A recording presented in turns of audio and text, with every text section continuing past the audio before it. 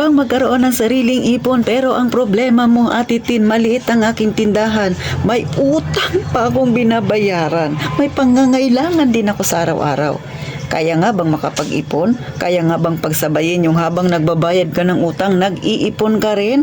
Siyempre yan ang topic na titintin ngayon. Kaya kung interesado ka sa ganitong chismisan, huwag ka nang mahiya. Mag-subscribe ka na sa Palawan Niyang Tindera dahil yan ang aking isi-share. Sana mga kasari, maka-inspired si Ate Tintin. At siyempre, pakilike na rin ang aking video at pakishare na rin kung hindi kayo busy. Kaya umpisa na natin ang masaya nating chismis. Magandang hapon sa inyong lahat mga kasari-sari. Ito na naman si Ate Tintin, ang inyong Palawan Niyang Tindera. At ang problemang dala ko ngayon mga kasari, nahahanapan natin ng solusyon.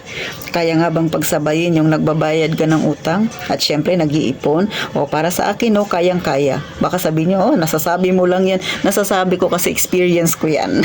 Mga kasari. So eto ang dapat gawin ng isang may kagaya sa aking problema noon. Noon kasi ito yung naranasan ko. Ngayon si Ate Tintin ay malaya na sa utang mga kasari.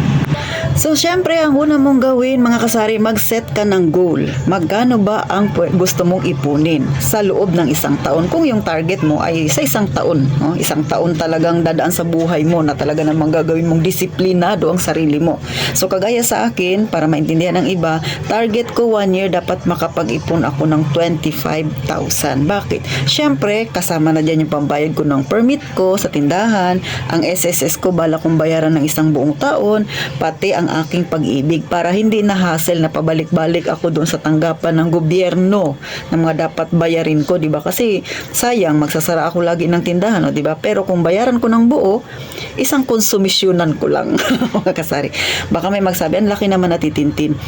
Sa akin kasi, no, mas mainam na yung sobra yung aking dalang pera kesa sa kulang. Kasi pag kulang, mahirap na maghagilap ka pa, mga kasari, na hindi mo rin alam kung kanino ka hihiram. Pero kung sobra, abay, pwede mo pang ilagay sa savings mo yung natitira na naipon mo para sa yung target, di ba? So, syempre, una mong gawin dyan, makapag-set ka ng goal. So, gaya nga na sa akin, ang set ko ng goal, 25,000 sa loob ng isang taon.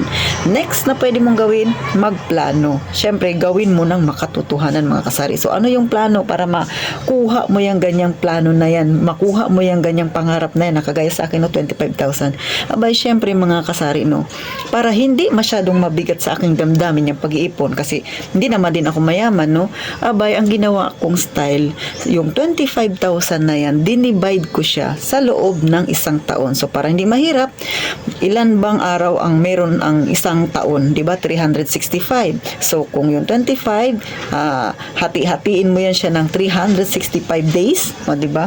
Abay, ang lalabas niya na dapat ipunin ay 68.49. So, para walang butal, ginawa ni Ate Tintin na 70 pesos ang aking iipunin araw-araw. So, kayo na maggawa ng paraan kung paano nyo ipunin yung 70 pesos na yun sa araw-araw. Pwede rin naman na yung unang benta ninyo sa umaga, halimbawa, nakaipon kayo ng 70, itabi nyo na kaagad. Diba? Pwede rin yung ganun, mga kasari, para yung naiiwang oras ng pagtitinda ninyo ay inyo na yun. At least, nakapagtabi na kayo ng para sa savings ninyo.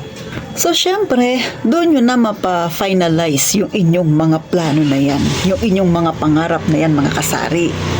Next, ang huling gawin ninyo, mga kasari, no, itotal ninyo lahat yung mga bayarin ninyo sa loob ng isang buwan na naka-fix. Kagaya ng ilaw, naka-fix naman talaga yan.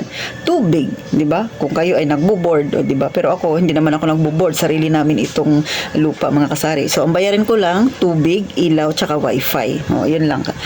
And then, syempre, yung aking dapat na itabi ay 70 pesos. O, di ba? So, malinaw na yun sa aking isipan. Plus, syempre, yung mga bayarin ko na dapat kong unahing bayaran talaga.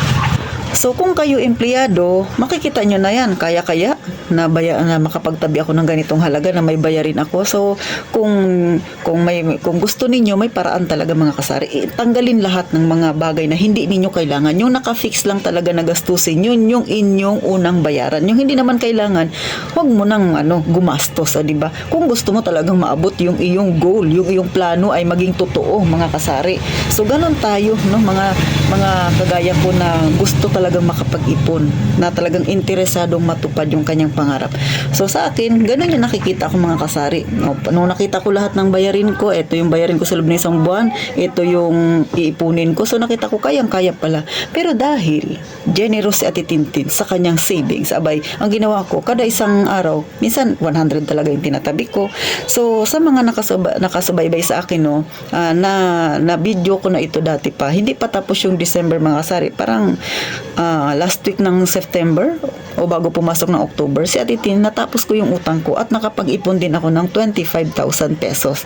So nakikita nyo ba, hindi siya nakaabot doon sa aking isang taon na plano na mag-ipon mga kasari. So wala pang isang taon, natapos ko na yung aking ipon. Kasi nga mga kasari, ay hindi lang naman 70 yung hinuhulog ko araw-araw, minsan 100, pagka medyo malaki ang kita, nagdadagdag din ako mga kasari.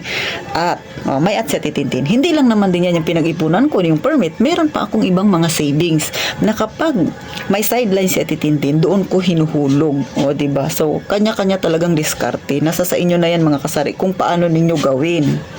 Ang mahalaga lang kasi mga kasari ay talagang desidido ka na makapag-ipon. Talagang yung iyong disiplina sa sarili mo ay ipa-implement mo. Wala mo nang bili-bili, wala mo nang kapritsyo. Kung gusto mo talagang matupad yung pangarap mo na yan na makapag-ipon. So, eto hindi sa iniinggit ko kayo. Nakapag-ipon na ako ng pang-permit ko, worth 25,000. May ipon din ako na worth 25,000 din. Nadagdagan ko pa siya. Ngayon, ang mga kasari, yung savings na naitabi ni Ate Tintin, no, ay umabot na ako sa 29,000. So, nakikita ninyo ba, mga kasari, nasa 54,000 yung naipon ni Ate Tintin. Pero, maliban pa dyan, may mga iba-iba pa akong ipon mga kasari na hindi ko na siyempre sabihin sa inyo. So, ganun si Ate Tintino, yung mga barya-barya na, mga pakunti-kunti, tinatabi ko yan, nakakapag-ipon din ako dyan. Sabi ko nga mga kasari, yung barya-barya na yan na sinasabi nila, pagka naipon mo yan ay malaki din. So, ngayon, nag-i-start na naman ako na mag-ipon din ng 100 araw-araw para naman din sa laptop ng anak ko mga kasari. Pero, masasabi ko na kaya talaga, basta desidido ka. Kaya, sabi ko nga sa inyo, si Ate Tintin ay utang free na, hindi na ako mangutang ulit kasi ayoko na nasakit ng ulo at saka ayoko nang danasin yun. Mahirap, kung sa mahirap talagang pagsabayin yung nagbabayad ka ng utang at nag-iipon ka, mahirap talaga. Hindi siya madali mga kasari. Pero pagka gusto mo talaga na maging utang free ka tapos nakapag-ipon ka, makakaya mo yan, no? Basta syempre tindihan mo lang yung disiplina mo sa sarili. So paano, sana may nakuha kayong kaunting idea mga kasari. Nasa sa inyo na yan kung gagawin ninyo yan sa inyong sarili. Ang sa akin, sinishare ko ito para ma-inspire dyan yung iba na dumadanas din ngayon na may utang siya pero gustong makapag-ipon mga kasari.